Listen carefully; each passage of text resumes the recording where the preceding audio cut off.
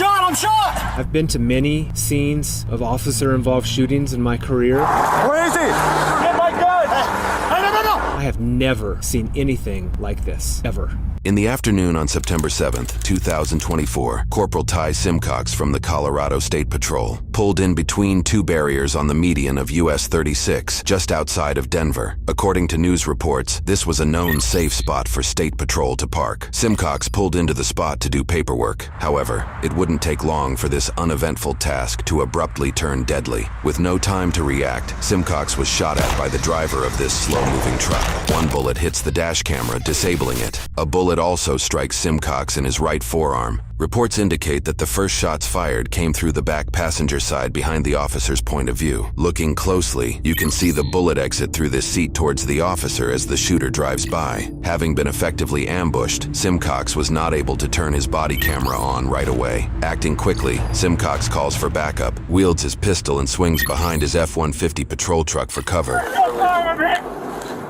Oh, who was that? Was that Ty?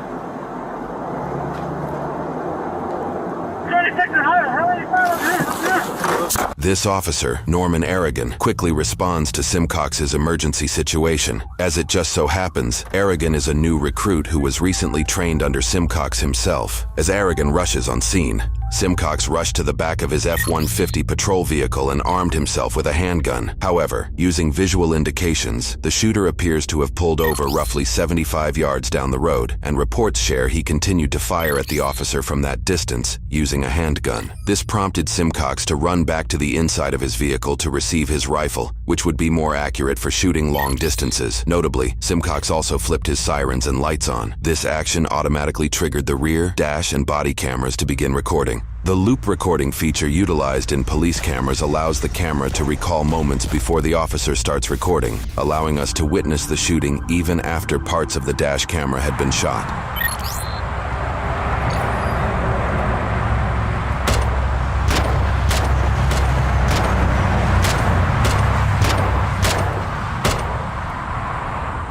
Shots fired. I think the suspect's down. Highway 36, big entry. On my way. Shortly after Simcox retrieves his body camera, an apparent citizen who was driving by pulls over to assist. I'm shot! Come here! Come here! You see what the happened or what? What can I help you with? Tighten that lamp. Yeah. Here, the civilian helps Simcox apply a tourniquet to his injured arm. Hold on, stop. I messed up. My name is... That guy down here? Yes, now my wife has got a gun. Son of a ambush! My wife has got a gun. She's... Keep an eye on that person! Get my gun! Hey, no! Don't get your gun out! Do not get your gun out right now! Don't.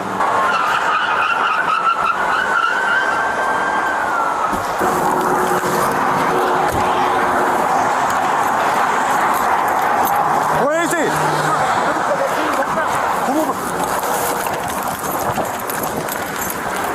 Every time I gotta stop the guy on the ground. The suspect lays on the ground, excessively bleeding and seemingly unconscious. Simcox's return fire hit its target. Hey, put the gun away. Hey, are you a cop or what? The handgun used by the shooter is seen laying on the ground. I got it. Bitch! What's your problem? I got it. Are you done bleeding? Are you good? Stand back. Get him in cuffs. Okay. I got him. Cover me. The officers handcuff the suspect and then check on Simcox's condition. Every 27, I got one in custody. This is my holster. What do you need? Check. Okay, let me see. Check. I got him. Get my uniform off. I got him. This officer removes Simcox's uniform to check for any potential additional injuries. This step will also help save time for when he is medically treated. Piece of make sure nobody else is hit, guys. Let me see. Okay, let's get my... Let me get your vest off. Okay. Checking them out. Check this out. You're good. You got a shot there. Hey, let's go. You're good, bud. You guys flip around. Go flip around. You want me to take you to the hospital? Yeah, take me to the hospital. Officer Aragon sprints to his cruiser on the other side of the highway to transport Simcox to the hospital. David 27, I checked him out. He's only got one shot on the right arm. Okay, shot fired. R23's been hit. He's okay. Conscious breathing in the arm.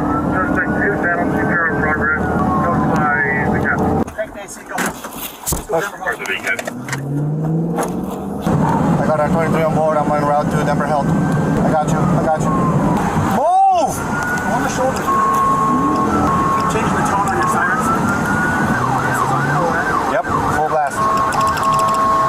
Move! On their way to the hospital, officers on scene discover more than just Simcox's body camera. Oh, he's leaking. This is where he was leaking it. Oh, Ty got hit? Yeah. I would leave that there for now. Let's just Leave the rifle? Let's clear it. Probably want gloves for that. It's Ty's blood. I'm not super worried. Let's just see if he does it right here. I know. I mean, just so we're not touching it. Probably don't. Does anyone have like evidence flags? Where's this piece? The situation caused the highway to be shut down for hours so police could properly gather evidence and clear the scene. During that time, a press conference was held to discuss what happened. I'm Brian Mason. I'm the district attorney for Colorado's 17th Judicial District. Anytime an officer, and in this case a trooper, is involved in a shooting, the agency that trooper belongs to or that officer belongs to is separated out from the investigation, and we have an independent investigation conducted by our critical incident response team. That's the critical incident response team for the 17th Judicial District. It is made up of law enforcement throughout Adams and Broomfield counties. I've been to many scenes involving officer-involved shootings, and they are always tragic. And we always do an independent investigation. But typically, before an officer ever fires his gun, there's some kind of lead up. There's some kind of warning, whether it is a traffic stop or whether it is responding to an ongoing crime. This trooper had absolutely no warning whatsoever. He was ambushed. There would be no reason for this trooper to ever anticipate that one of those vehicles would slow down and unload his gun into the trooper's vehicle. The fact that he wasn't killed, to me, is, yes, miraculous. And I just walked the scene and saw the shell casings on a highway that has been completely shut down. Again, an experience that is unlike any I've ever had in my career. The number of shell casings suggests that this was a shootout. I think it's highly likely that a bullet struck another vehicle. And again, it is miraculous to me that nobody else was hurt.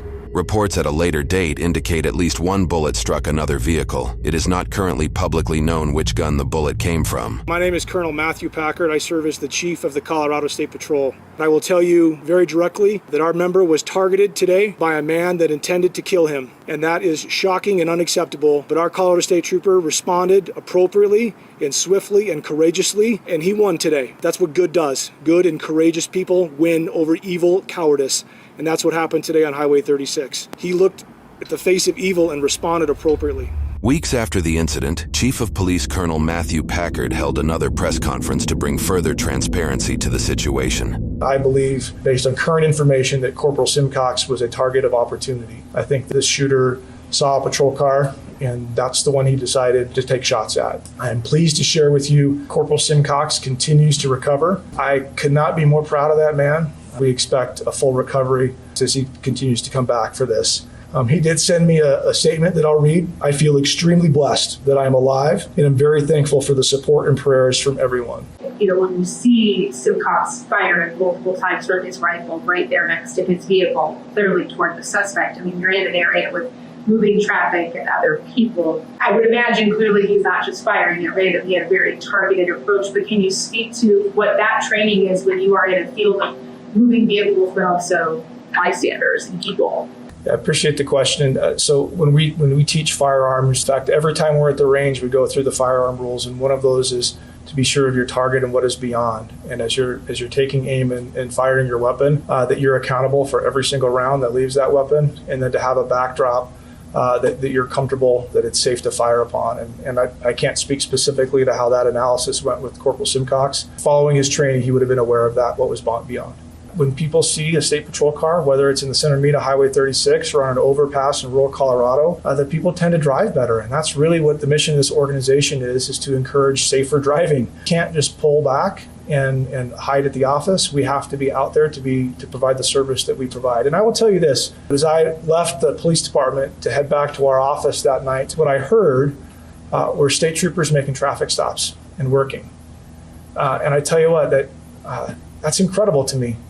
Their supervisor was just ambushed, and they all knew it. At the end of the day, this is a risky profession for a lot of different reasons, but the folks that come to this line of work do it on purpose. So my concern, sure I am, but I'm also very confident in the training that happens here, and so our folks can be ready for this. While there are plenty of rumors circulating around the shooter, now deceased 32-year-old Victor Anthony de Santiago, there are not many confirmed facts that surround his motives behind the shooting. Victor was born in California and was a longtime resident of Colorado. According to news reports, he has an extensive criminal history, which includes over a dozen charges. The charges include assault, criminal mischief, DUI, domestic violence, menacing, drug-related charges, and others. The State Patrol also mentioned he had a criminal record that also extended to when he was a juvenile in 2009. State Patrol also mentioned he had prior gang affiliations during that time, but there were no indications he continued to be part of that gang. Officials refused to name the prior gang he was a part of. The true motives behind Victor's actions may never be fully understood. What's going on?